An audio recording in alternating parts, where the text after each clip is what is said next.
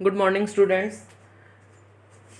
आज हम करेंगे एपी सीरीज या एपी सीक्वेंस की एक्सरसाइज आपकी जो चल रही थी उसका क्वेश्चन नंबर मैंने लास्ट टाइम आपको करवा दिया था क्वेश्चन नंबर 17 तक। आज मैं आपको 18, 19, 20 क्वेश्चन प्लस आपकी ऑप्शनल में से 2-3 एक्स्ट्रा क्वेश्चंस हैं वो करवाऊंगी।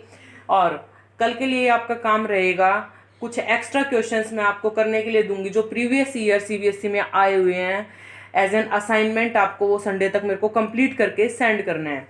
शुरुआत करते हैं क्वेश्चन नंबर आपके 18 की। 18 क्वेश्चन की स्टेटमेंट क्या है? एक spiral is made up of successive semi circles with centre alternatively at A and B starting with centre at A. जैसा कि डायग्राम में आपको दिखाया हुआ है कि आपको सेमी स्पाइरल्स हैं जो सेमी सर्कल के टाइप में है। सेंटर सबसे पहले ए से शुरुआत की, ए से उसने शुरुआत की, एक सेमी सर्कल बनाया, फिर एक सेमी सर्कल, फिर एक सेमी सर्कल, ऐसे ही चलता गया। अब ये ऐसे आपका चलता गया है सेमी सर्कल्स। अब उसने जो आपसे कहा है कि जब उसने ए को सेंटर माना, देखिए सेमी सर्कल ये है, सेंटर यहां है, ए को सेंटर मान के एक सेमी सर्कल, फिर दूसरा सेमी सर्कल ये है जो किसको सेंटर मान के, बी को सेंटर मान के, फिर तीसरा सेमी सर्कल ये है जो सी को सेंटर मान के। इस तरह से उसने सेमी सर्कल आपके ड्रॉ किए गए हैं। अब जो लेंथ उसने दे रखी है वो नहीं है आपके पास, लेंथ आपको माननी है, लेकिन उसने आपको जो चीज गिवन है वो उसकी रेडियस गिवन है। सेमी सर्कल की रेडियस क्या है? फर्स्ट वाले सेमी सर्कल की रेडियस है 0.5, दूसरे वाले सेमी सर्कल की रेडियस है 1 सेंटीमीटर, तीसरे वाले सेमी सर्कल की रेडियस है 1.5। मिनटों से आप अगर नोटिस करो तो ये आपके पास एक एपी सीक्वेंस है जिसमें सक्सेसिवली कितने का इंक्रीमेंट हो रहा है? 0.5 का इंक्रीमेंट हो रहा है। तो मैं कह सकती हूँ कि रेडियस आपकी हर सेमी सर्कल की कितने इंक्रीज हो रही है? 0.5 इंक्रीज हो रही है। अब इसने जो क्वेश्चन आपसे पूछा है वो क्या है? What is the total length of such A spiral made up of 13 conjugative semi circles. कितनी स्पाइरल की टोटल लेंथ यूज करी गई ऐसे कॉन्जुगेटिव 13 सेमी सर्कल्स बनाने में। अब 13 सेमी सर्कल बनाने के लिए कह रहा है कितने स्पाइरल यूज की गई है। अब देखिए स्पाइरल यूज करने के लिए आपको लेंथ लेनी पड़ेगी, तो लेंथ पहले वाले की सेमी सर्कल की मान ले L1, दूसरे वाले की L2, तीसरे वाले की L3, और ऐसे ही इनकी लेंथ चलती जाएगी। अब किसी भी सेमी सर्कल की लेंथ का क्या मतलब है? ये एक सेमी सर्कल है, इसकी ये लेंथ है। लेंथ का मतलब क्या है? सर्कमफेरेंस। और सेमी सर्कल की सर्कमफेरेंस क्या होती है? पाई आर। क्लियर? तो पहले वाले के लिए पाई आर, अब मैं रेडियस R1 मान लेती हूँ, दूसरे वाले के लिए पाई R2, तीसरे वाले के लिए पाई R3, और ऐसे ही सोन अप टू चलता जाएगा, और फिर होगा पाई R13। क्योंकि आपसे ऐसे ऐसे कितने कॉन्जुगेटिव सेमी सर्कल्स की टोटल लेंथ पूछी है? 13 की पूछी है ना। तो अब पाई आपको 22/7 लेना है। इस पूरी में से आप कॉमन आउट क्या निकाल लोगे? पाई, अंदर क्या बचेगा? R1 plus R2 plus so on up to R13। अब मैं इनकी वैल्यूज अगर आपको पुट करके दिखाऊं तो देखिए 22/7 फर्स्ट वाले सेमी सर्कल की 0.5 plus 1.0 plus so on up to, ऐसे ही चलती जाएगी। और 13th पे जो पोजीशन पे होगा उसका मुझे पता नहीं है कितना है, बस मैं इससे भी अपना आंसर फाइंड आउट कर सकती हूँ इजीली। अब देखिए 22/7 तो यूं का यूं रहेगा आपका। अब उसके बाद मुझे निकालनी कितनी है ऐसे ऐसे स्पाइरल्स की? 13 की। जब 13 की निकालनी है तो आप इजीली ये बात बोल सकते हो ना, 22/7 इंटू आपको क्या निकालना है? S13। क्लियर? S13 का मतलब है 22/7 इंटू 13/2 ब्रैकेट 2a, a की value 0.5 plus n-1, 13 - 1 12 into D भी कितना है? 0.5, क्योंकि हर बार 0.5 का इंक्रीमेंट है। 22/7 मल्टीप्लाई बाई 13/2 ब्रैकेट 5 2 = 10, तो ये तो बन गया 1, 12 5 = 60, ये बन गया 6, 6 + 1 7, 7 से 7 आपका क्या हो जाएगा? कैंसिल, तो ऊपर बचेगा 22 इंटू 13 और नीचे क्या 2 से ये कितने पे चला गया 11 पे, तो 11 3 जा 33, 11 1 जा 11 और ये हो गया 143। तो इस तरीके से आपने स्पाइरल की जो लेंथ फाइंड आउट की है, स्पाइरल की टोटल लेंथ आपके पास कितनी आ गई बेटा 143 सेंटीमीटर। स्पाइरल की लेंथ कितनी आ जाएगी 143 सेंटीमीटर। इज इट क्लियर और नॉट? ध्यान दीजिए, दोबारा बता देती हूँ।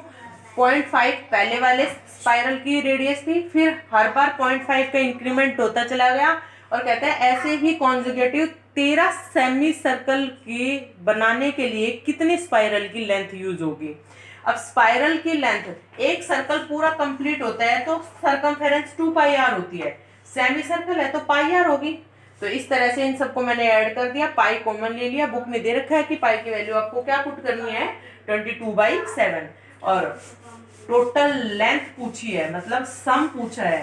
सम के केस में हम फॉर्मूला भी सम का ही लगाएंगे, SN का फॉर्मूला जो क्या होता है 2a + n-1 × d, और उसका यूज करके आपने अपना क्वेश्चन करना है। अब बढ़ते हैं नेक्स्ट क्वेश्चन पे। नेक्स्ट क्वेश्चन आपका है क्वेश्चन नंबर 19। इंपॉर्टेंट क्वेश्चन है ये सारे के सारे। क्वेश्चन नंबर 19 क्या है, 200 logs are stacked in the following manner. आपको डायग्राम दिखा रखा है बेटा, ऐसे 200 logs को स्टैक किया गया है। स्टैक का मतलब होता है कलेक्ट करना या टुगेदरली अरेंज करना उनको। और कैसे किया गया है, जो लास्ट बॉटम रो है उसमें 20 है, फिर 19, फिर 18, फिर 17, ऐसे रखते चले गए। तो कहते हैं how many rows are there 200 logs placed and how many logs are in the top most row।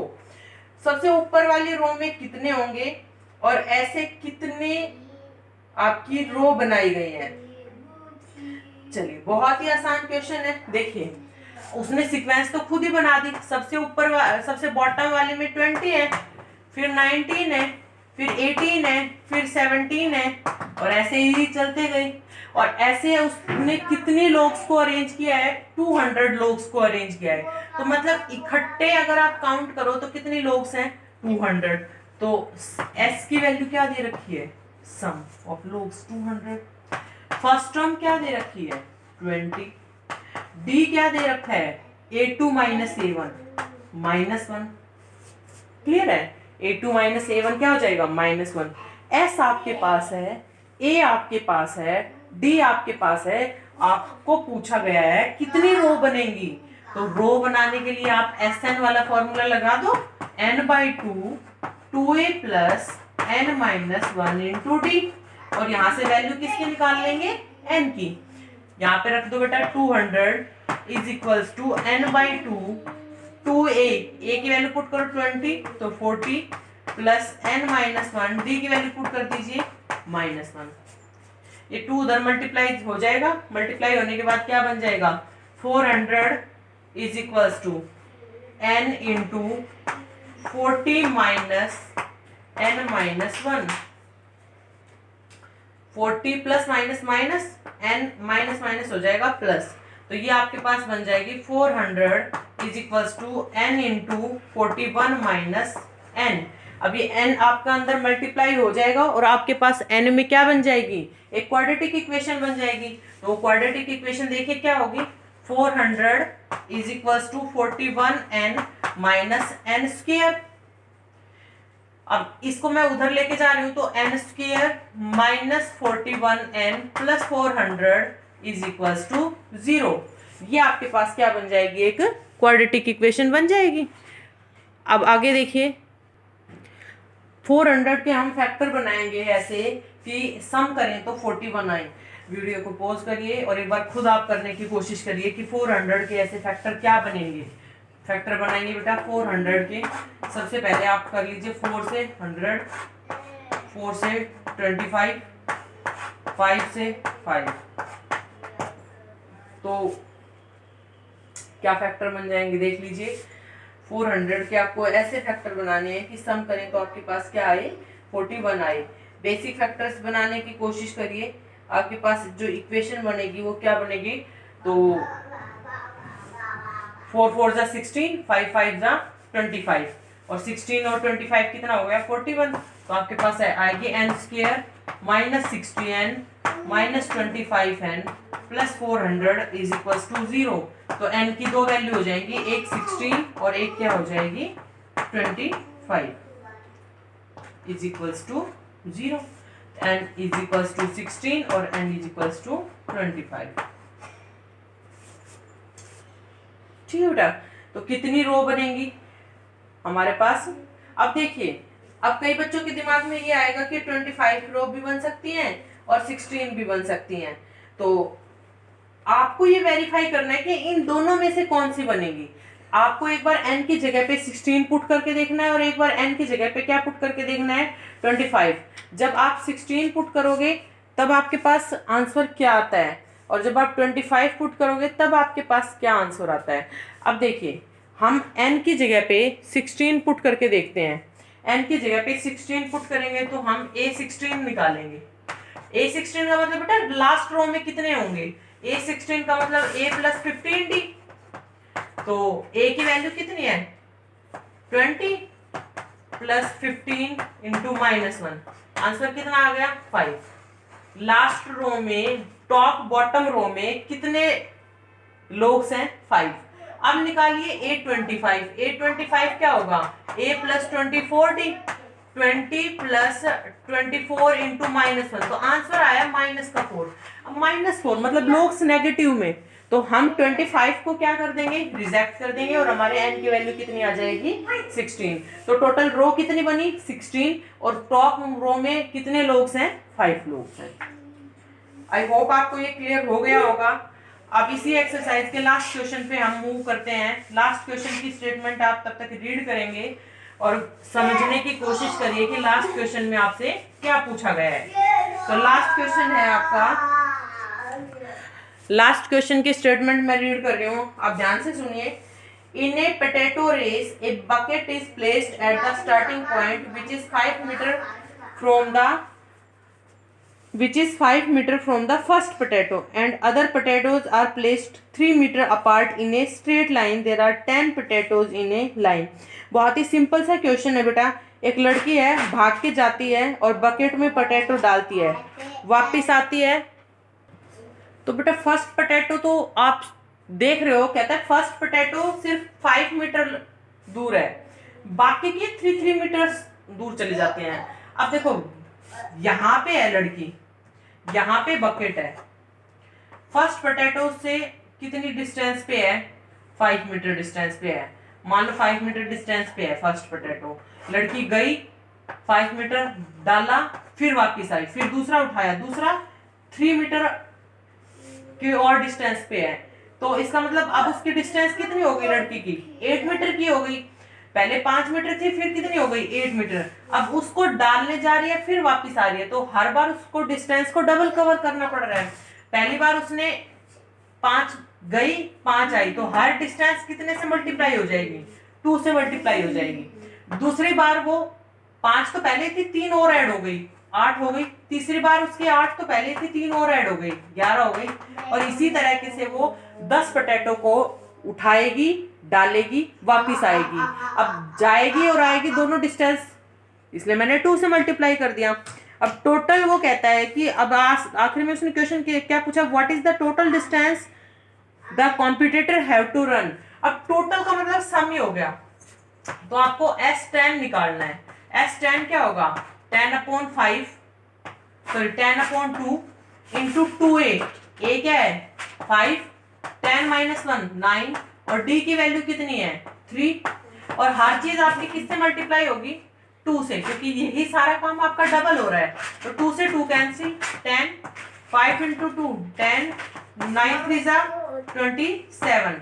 तो ये हो जाएगा आपका 27 + 10 37 × 10 370। तो जो टोटल डिस्टेंस गर्ल्स ने कवर की वो 370 मीटर डिस्टेंस उसने टोटल कवर की है। आई होप आपको क्लियर हो गया होगा। इसके बेसिस पे आप एक बार क्वेश्चन करेंगे। क्वेश्चन नंबर ऑप्शनल एक्सरसाइज का जो इम्पोर्टेंट है वो है क्वेश्चन नंबर 544। हिंट आपको ऑप्शनल में सबकी दे रखी है। फर्स्ट नेगेटिव टर्म मैं आपको करवा चुकी हूँ और उसके बाद इस चैप्टर की ऑप्शनल एक्सरसाइज आपको कंप्लीट करनी है। ध्यान दीजिएगा, ऑप्शनल एक्सरसाइज आपको कंप्लीट करनी है। अगर फिर भी आपको डाउट लगे आप मेरे को सेंड कर दीजिए, मैं नेक्स्ट वीडियो में आपको क्लियर करवा दूंगी। Thank you.